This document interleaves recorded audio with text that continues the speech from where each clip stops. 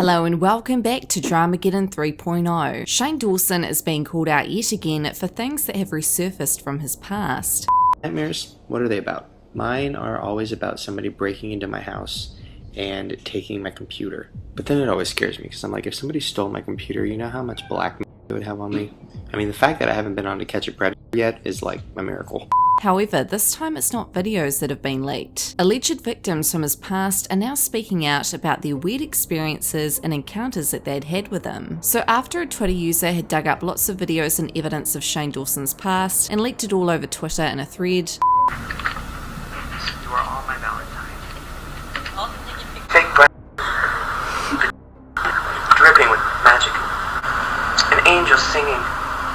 Smell your women who claimed to be alleged victims of his actions when they were younger contacted this Twitter user and asked her to share their stories. But when I was 13 years old, I and a few other girls were Shane's stans and we called ourselves Dawson Whores, which is super weird and pretty gross. Anyways, we weren't a large group like other stans, but there was a good chunk of us, maybe 30 of us, and we had this tiny chat group. We'd all be on our webcams talking to each other and always asking Shane to please get on and join us. Mind you, we're all a group of teens ranging from 12 to 16. And some dark stuff went on in there around Christmas time in like 2012. He told us about his eating disorder and how he lost all of his weight when he told us he'd never admitted it publicly. Sometimes girls would twerk for his attention. When I was on, I never got on webcam because it felt weird, but I'd always chat and watch the others. But just the whole concept of this 20-something-year-old man joining a web chat group filled with teen girls was pretty weird. Someone else had said, here's another thing to add. When I was 13-14 years old, he commented on my He gave me a lot of attention back then and I was so flattered at the time. Over the years, I realised how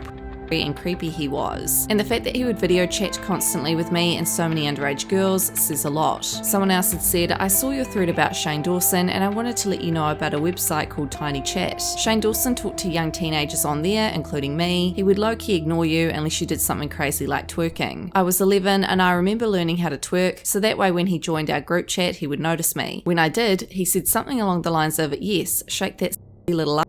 At the time I was so flattered, but growing up I think about it and feel so and manipulated. Now leading on from this, a drama channel had made an interesting point about Blair White's exposing video that she had posted yesterday. Basically, to break the video down for you, Blair said that Jeffree Star showed her a voice memo from an alleged victim of James Charles, speaking out against James, and Blair had reason to believe that the victim was telling the truth. Blair expressed her opinions and also seemed worried about exposing this alleged evidence that Jeffree Star had shown her. Now bear in mind, Jeffree has shown this evidence to a lot of influencers behind the scenes apparently. The drama channel, who has made an interesting point about the situation, was without a crystal ball. She had recently tweeted, Blair White accused Jeffree Star of extortion of James Charles. Extortion is a crime and a felony in the state of California. It's illegal to threaten to accuse someone of a crime as a way to get a person to comply. Why isn't this being reported to police? Here she attached screenshots of legal advice surrounding extortion. The defendant either threatened to unlawfully injure another person, threatened to accuse someone else of a crime, threatened to expose the secret of another person. When making the threat or using force, the defendant intended to use that fear or force to obtain the other person's consent, money, property, or have the other person perform an official act. As a result of the threat or use of force, the other person consented to the defendant's demands. Extortion is a felony offence that is punishable by up to 3 years in prison.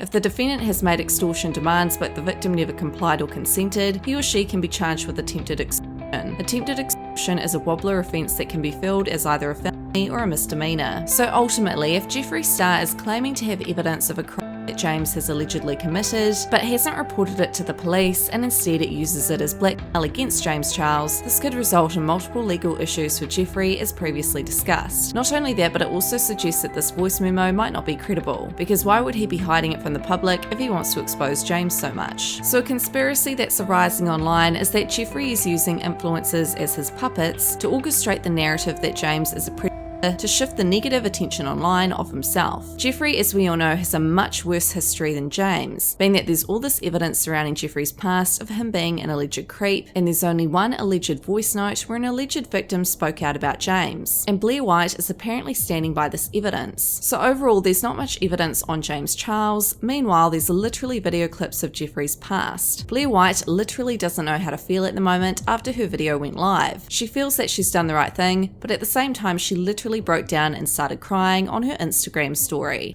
Okay, so the video just went live, and I know that it is a lot to take in, and I don't know what's going to come from this, but I feel there are certain things that I should probably elaborate on here, because I know not everyone watches the entirety of YouTube videos, but I feel you probably should for this one.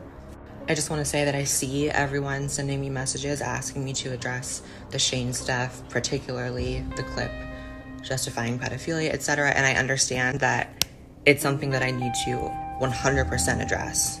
I pride myself on being a loyal friend, but there's a certain point which betrays myself if I allow it to be perceived that I endorse that or condone that, and I really, really don't. Certain things can absolutely be explained away as humor, and maybe in his head that was humor, but that one in particular, and then the Willow Smith thing, was like, dude. And I get it, I have a channel. Like, I attack people for predatory behavior way less severe than that, so it does look crazy on my part if I don't say that that was bad just because that is a friend. So I'm here to say that was really bad. You know, particularly the podcast clip endorsing pedophilia, he kind of just went on, and it was really bad. And if the Smith family can't forgive him for the Willow Smith thing, I don't see why anyone else can explain it away as just funny or a joke. So I want to say that if you guys want me to do a video, I totally will. I'm highly considering it, because how can I not with the kind of channel that I have? But it's very painful to see that coming out about someone that I liked. Today's video was by no means easy. I am not a drama channel. That is not to shade drama channels, but that's really not what I do. But like I said, there comes a point where if you're gonna let me know about crimes and expect me to be silent, I can't. I don't know if Jeffree took me for someone who hears that kind of thing and is able to not take action, but I think normal people, when they hear about these things and are shown receipts of these things, they kind of have to act on it. I can't imagine keeping that in. I mean, I can't imagine. I did keep it in for over a month, but it's made me sick, and it came to this point, and I don't regret what I said. What I said is 100% the truth in my experience, and it is what it is. You know, I am resentful that I'm put in a position where I have to speak out about these things. I'd prefer not to. I'd prefer to not know what Jeffree told me. I'd prefer to not have to condemn a friend for this stuff that's coming out, but here I am. You know, if I'm gonna put up a clip of Peaches endorsing or go into all the things Onision has done, big and small, that are obviously I can't be silent about this, because if I do, then I might as well just delete my channel now, right? All this just sucks so much. And today is not a good day for me. So I'm kind of losing it, because I know I did the right thing in my heart, but it hurts so bad to speak a word against Shane Dawson, because he's done so much for me. And if you would have told me a year ago I had to say any of the things I said about Shane, I wouldn't have believed it. But I have to stand by what I think is right, and I have to lay my head down at night. And this is, people treat it like it's tea, but this is all very serious subject matters. Jeffree is a demon, and I don't know what to think of Shane anymore.